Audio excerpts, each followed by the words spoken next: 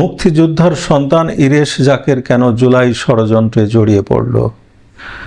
জুলাই ষড়যন্ত্রের উত্তাল দিনগুলোতে নেপথ্যের কারিগর কারা ছিলেন আজ আপনাদের জানাবো এমন এক কুশীলবের কথা যার নাম শুনলে আপনিও চমকে উঠবেন।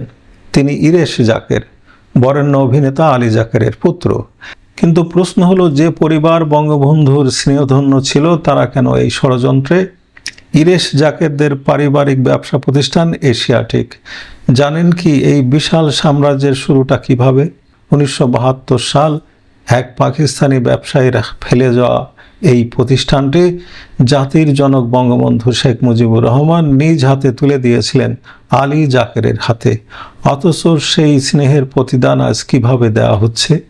অভিযোগ উঠেছে জুলাই ষড়যন্ত্রের অন্যতম মাস্টারমাইন্ড ইরেশ জাকের। জুলাইয়ে মাঠে নামা জঙ্গিদের অর্থ সরবরাহ করেছেন তিনি।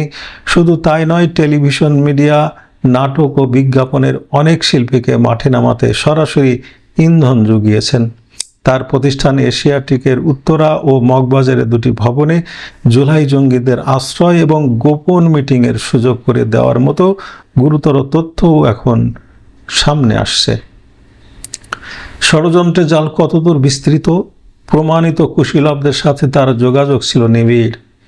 প্রথম আলো নির্মাতা ফারুকী, আশফাক নিপুণ, দৃকের শহীদুল আলম, ইমেল হক এবং বান্নার মতো ব্যক্তিদের সাথে তার এই ঘনিষ্ঠ যোগাযোগ জুলাইয়ের আগেও ছিল এবং এখনও আছে। ষড়যন্ত্র এখানেই থেমে নেই। সম্প্রতি আশফাক নিপুণ পরিচালিত একটি চলচ্চিত্রে জয়া আহসানের সাথে অভিনয় করেছেন ইরেশ। প্রথম আলোর সহযোগী প্রতিষ্ঠান চরকি প্রযোজিত এই চলচ্চিত্রে জুলাই ষড়যন্ত্রকে মহান করে দেখানো হয়েছে। সবচেয়ে নেক্কারজনক বিষয় হলো, এখানে বঙ্গবন্ধু ও তার পরিবারকে অত্যন্ত সুকৌশলে হেয় করা হয়েছে এবং মৃত্যু নিয়ে করা হয়েছে কুৎসিত মন্তব্য। জাতির জনকের দয়ায় গড়ে ওঠা সাম্রাজ্যের চেয়ারে বসে সেই জাতির জনকের সাথেই বেঈমানি, এই সাংস্কৃতিক ষড়যন্ত্রের শেষ কোথায়?